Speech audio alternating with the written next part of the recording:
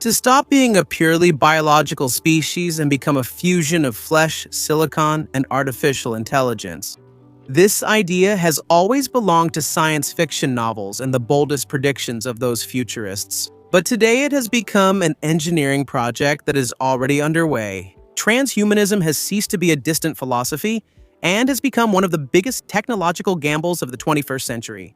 Okay, but what will be the consequences of breaking the natural limits of our biology? Today, here on Realidade Impressionante, we're going to analyze the facts, what is already a reality, and how the world will be reshaped in the next 5, 10, and 50 years if we continue down this path. While brain chips promise to connect the human mind to machines, scientists are learning to reprogram aged cells to a younger state. Editing embryos is already possible.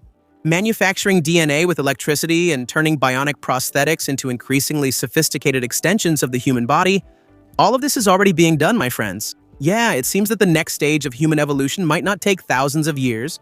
Maybe it has already started now, in our time. Let's try to understand all of this.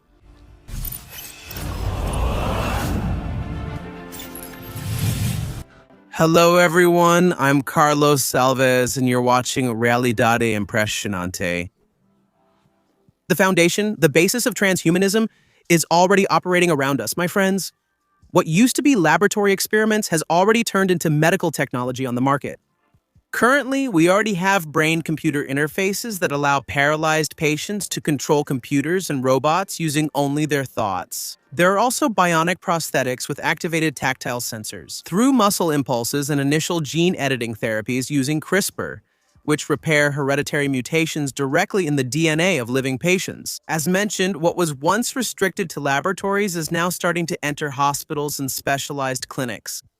If we look just 5 years ahead, my friends, the trend points to the popularization of so-called implantable devices. Mini implants capable of continuously monitoring glucose, hormones, and blood chemical markers are expected to become common among future patients. Lightweight mixed reality glasses and neural reading devices could be incorporated into the work environment, thus increasing productivity and interaction between humans and artificial intelligence systems. For now, technology will likely remain an external tool, but it will become increasingly integrated with our bodies. In a window of about 10 years, the scenario might become much more radical. Wireless brain interfaces could allow for still primitive forms of communication between two users' minds. This would be a kind of synthetic telepathy mediated by machines. At the same time, therapies focused on cellular rejuvenation and slowing down aging will enter advanced stages of development. Medicine will stop just fighting diseases and will start treating aging itself as a problem of biological engineering. But if we move half a century ahead, 50 years into the future, we will reach a reality capable of completely transforming our civilization. According to experts' expectations, in 2076, lab bioprinted organs may eliminate transplant waiting lists. Nanotechnology and synthetic biology will allow us to continuously repair damaged tissues. High-density cortical implants may connect the human mind directly to advanced artificial intelligences. Memory will no longer depend exclusively on the biological brain and may be expanded by external storage systems. The boundary between human thought and computation will practically disappear. This scenario, until now hypothetical but indeed possible, divides scientists, philosophers, and governments into two different groups. The optimists see the possibility of eradicating neurodegenerative diseases like Alzheimer's and Parkinson's, as well as ending physical paralysis and expanding human intelligence to tackle complex global problems. Healthy life expectancy could easily surpass 120 or even 150 years. Why not? But there's another side of the coin. The emergence of an elite capable of buying cognitive enhancements, expanded memories, and greater longevity. And this could create a true biological apartheid, separating enhanced humans from non-enhanced ones. Furthermore, fully network-connected brains raise new questions about privacy, cyber attacks, and manipulation of one's own identity. At this point, technology would have access not only to our data, but also to our thoughts. Perhaps the greatest impact of transhumanism is not increasing intelligence or prolonging our lives. Perhaps it is forcing humanity to answer a question it never had to face before. At what point do we stop being human and become something completely new? Not necessarily worse or better, just something new. And you, my friend, would you accept modifying your body and mind to live another 150 years out there? Or do you believe there are limits that should never be crossed? While you answer, I'll keep showing in this episode how these technologies are already and will continue to become more and more intertwined in our lives. Shall we take a look? The final frontier of transhumanism is not just creating prosthetics to replace lost limbs, but actually capturing the very essence of human touch in order to evolve physical artificial intelligence. By using ultra-sensitive bionic prosthetics in their daily lives, human cyborgs are already generating a revolutionary tactile database. Previously, the main challenge in robotics was not movement, but teaching machines to feel. Holding a glass cup, tightening a delicate screw, or handling fragile objects requires something that we humans do naturally, interpreting touch. Now, the frontier between humans and machines has just leapt forward in a surprising way. Ultra-sensitive bionic prosthetics are turning their users into real data sources to train the next generation of intelligent robots. This revolution was born in part from the partnership between ABB Robotics and the bionic company Psionic. The goal is simple but extremely ambitious, you see. To use the movements and tactile responses of real human beings to teach robotic arms to handle objects with the same delicacy as our hands. According to ABB, this approach can reduce the time needed to develop new industrial applications by up to 30%. At the center of this project is the Ability Range, an advanced bionic prosthesis that works as a true data collection platform. It has sensors distributed at multiple points, allowing for precise tactile feedback during daily use. Its closing speed is impressive. It's just 200 milliseconds, ensuring more natural and safer movements. The system offers 32 different grip patterns capable of performing tasks ranging from simple ones like typing on a keyboard to handling extremely small components. With IP64 certification, the device is robust enough to take part in research conducted by NASA and Meta. This philosophy is part of what's called autonomous versatile robotics. The goal is to move away from machines limited to rigid commands and create systems capable of adapting their strength, interpreting different objects, and reacting to the environment in real time. The data generated by transhuman prosthetics is teaching industries how to replicate the most refined sense of our species. And maybe for the first time in history, my friends, machines are beginning to understand what it really means to touch our world. But transhumanism goes far beyond just merging technology with biology. In some cases, the goal is to directly change our foundation, our biological code. Shall we try to understand this?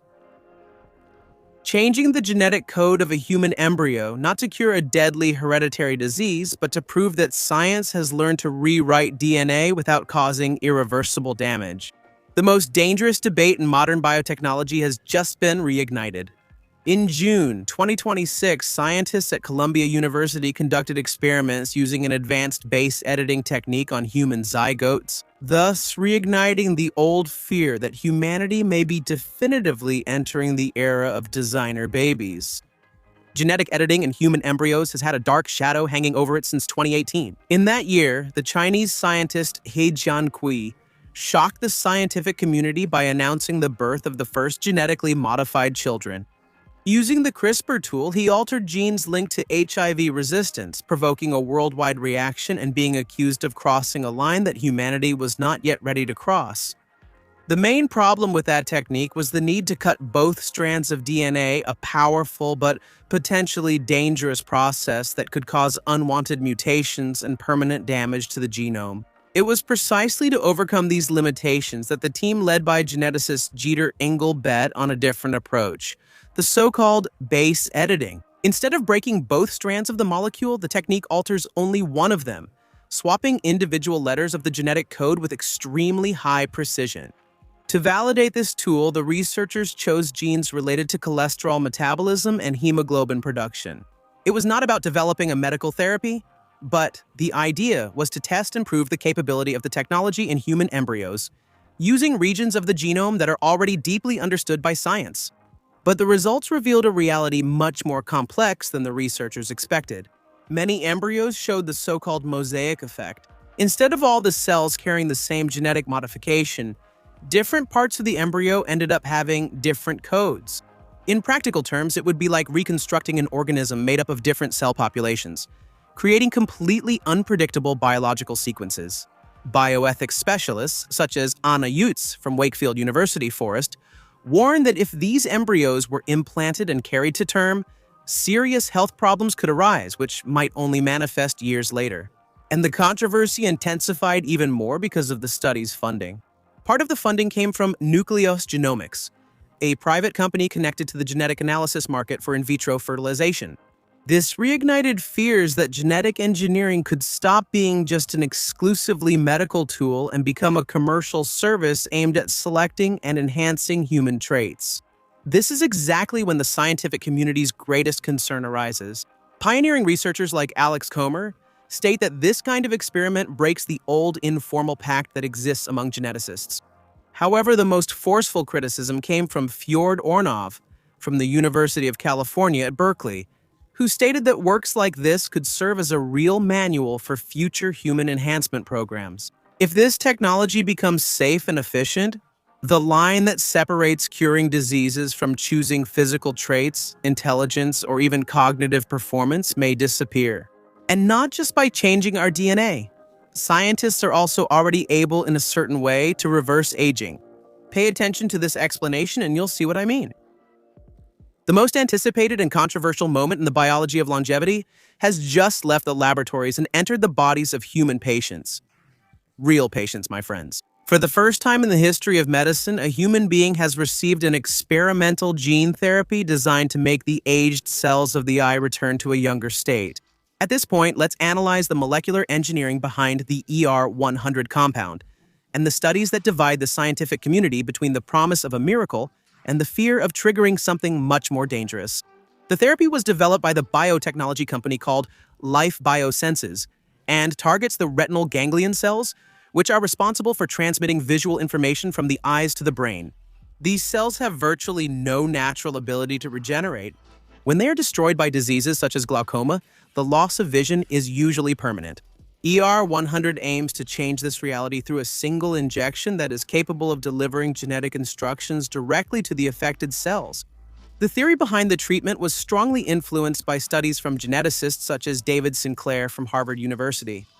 According to this hypothesis, aging would not simply be the irreversible accumulation of physical damage, but rather a gradual loss of epigenetic information that guides the proper functioning of our cells. In other words, our bodies would still have, so to speak, a hidden biological backup. And it would be possible to restore part of these instructions to make aged tissues recover their lost functions. To put this idea into practice, the engineers at Life Biosciences developed an extremely sophisticated control system. The ER100 uses a known harmless virus as a delivery vehicle. This vector carries into the retinal cells the instructions responsible for producing 3 proteins involved in the process of cellular reprogramming. But there is an additional safety mechanism. These proteins remain inactive until the patient uses a specific antibiotic that works as a true chemical switch. If any unexpected effect is observed, it's enough to stop the medication to immediately shut down the activity of the proteins. But that's exactly where the biggest concerns arise. Rejuvenating cells means deeply interfering with mechanisms related to growth and cell division. If the reprogramming goes beyond the desired limit, there is a theoretical risk that the cells will lose their natural control and enter a process similar to tumor development. The ER100 represents the first concrete step toward answering a question that humanity has dreamed of solving for centuries. Can aging be directly reprogrammed in the code of our cells? And speaking of DNA, my friends, take a look at what they are already being used for. Before, manufacturing synthetic DNA required laboratories full of harsh solvents and chemical processes that are quite complex. Now, researchers at Harvard University have turned a silicon chip into a small biological factory that is capable of writing the code of life using only electricity and water. Digital biology has just broken through one of the biggest limitations of modern genetic engineering. Synthetic DNA is present in medical diagnostics, gene therapies, and cancer research. The problem is that traditional methods rely on heavy chemical processes and polluting solvents. The Harvard team decided to take a different approach. Instead of harsh reagents, the new device uses an enzymatic process operated entirely with water. But the Harvard team decided to go beyond medicine and tested this chip in one of the most promising fields of future computing, which is data storage and DNA. Using the 64 sequences they were able to produce, the researchers managed to encode a 169-byte digital message inside the molecules. Each constructed strand reached up to 39 nucleotides in length, and since biological storage will require a gigantic scale in the coming decades, using only water and electricity may represent the only truly sustainable route to turn molecules into memory devices. The most fascinating finding from the study published in Nature Electronics is that scientists found the current bottleneck isn't in the chip. Even when trying to further increase the density of the synthesis regions, the electronic architecture continues to work perfectly. The real limitation lies in the speed of the chemistry itself used to release the molecules in each cycle. Harvard's research reveals that the boundary between silicon and biology is truly disappearing.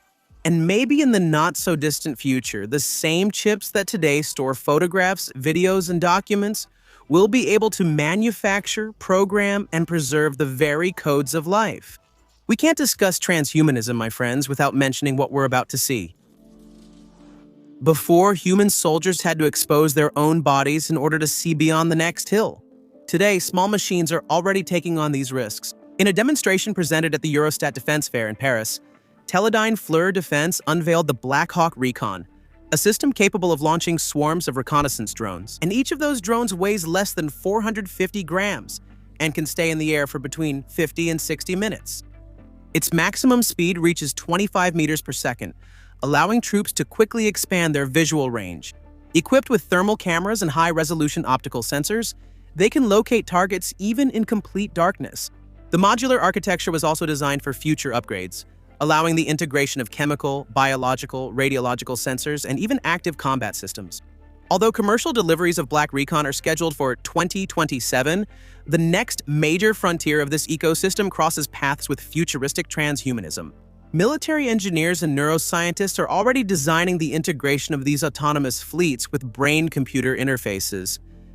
Through high-density brain chips or neural reading strips, which are based on advanced electroencephalography, soldiers will no longer need joysticks or touchscreens.